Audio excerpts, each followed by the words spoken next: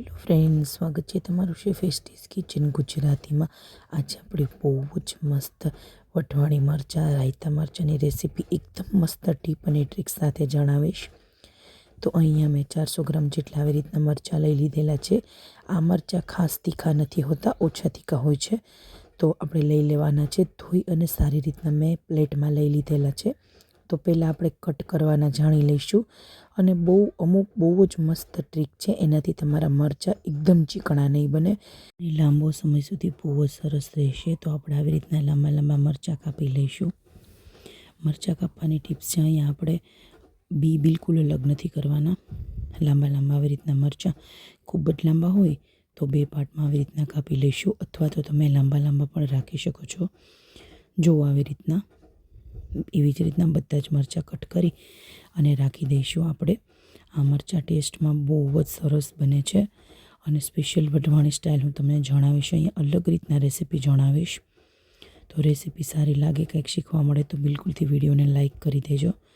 તો જો આવી રીતના બધા જ મરચાં આપણે તૈયાર કરીને રાખી દઈશું। તમને જેવા ગમે એવા તમે લાંબા ટૂંકા કટ કરી શકો છો, પણ બી આપણે અહીંયા કાઢવાના નથી।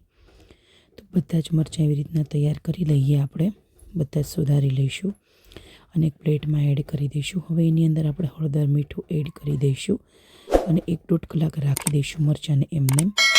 એમાંથી એકદમ પાણી નીકળવા દઈશું, હળદર મીઠું અને લીંબુ એડ કરી દઈશું। લીંબુ આપણે પછી એડ નથી કરવાના, આપણે લીંબુ એડ કરતા હોઈએ મરચાંમાં એટલે મરચાં ચીકણા થઈ જતા હોય છે। આવી રીતના હું તમને જણાવીશ ને તો તમારા મરચાં બિલકુલ ચીકણા નહીં થાય। અત્યારે જ આપણે અડધું લીંબુ એડ કરી દેવાનું। તો અડધું લીંબુ એડ કરી અને એક સાઈડ આપણે મૂકી દઈશું, એમાંથી પાણી નીકળવા દઈશું મરચાંમાંથી। હળદર અને મીઠાનું ટોટલ પાણી થઈ અને સારી રીતના મિક્સ કરી અને એક સાઈડ મૂકીને રાખી દઈશું।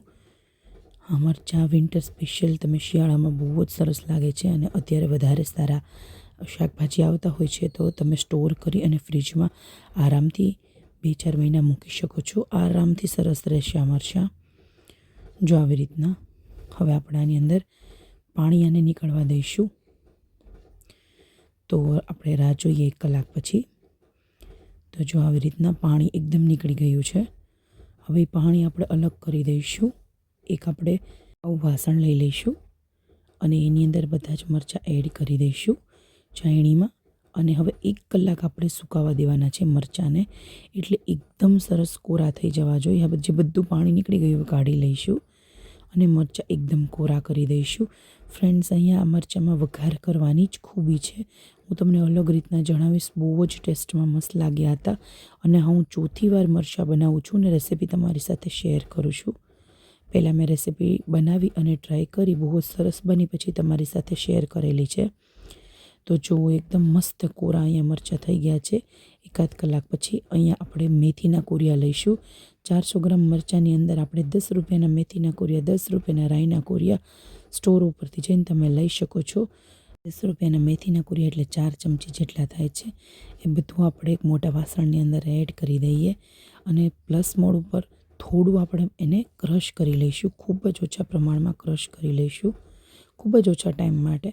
હવે આપણે એની અંદર હળદર ઉમેરી દઈશું અને 1 ચમચી વરિયાળી ઉમેરી દઈશું અને અહીંયા તેલ ગરમ કરવા રાખી દઈશું। 4 પાવડા જેટલું મેં અહીંયા શીંગનું તેલ લીધેલું છે।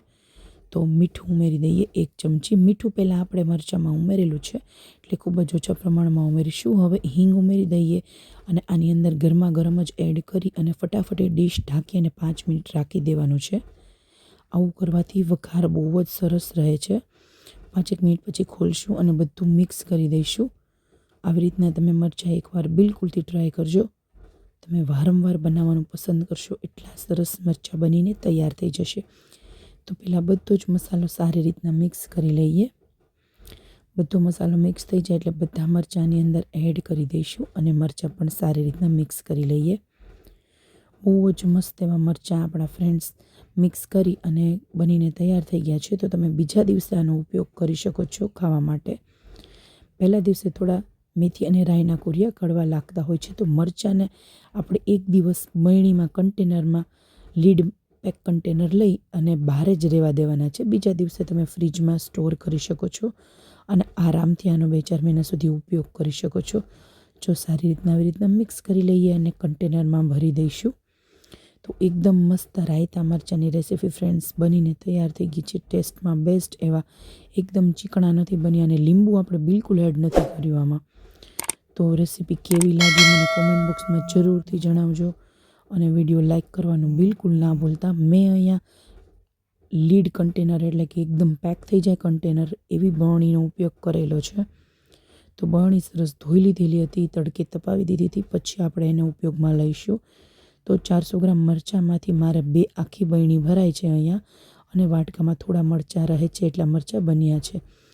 તો વિડીયો કેવો લાગ્યો મને કોમેન્ટ બોક્સમાં જરૂરથી જણાવજો અને તમે પણ રાયતા મરચાંની રેસીપી એકવાર બિલકુલથી ટ્રાય કરજો. ચલો ફ્રેન્ડ, હું શ્વેતા મળું બીજી નવી રેસીપી સાથે નવા વિડીયોમાં. ત્યાં સુધી આવજો.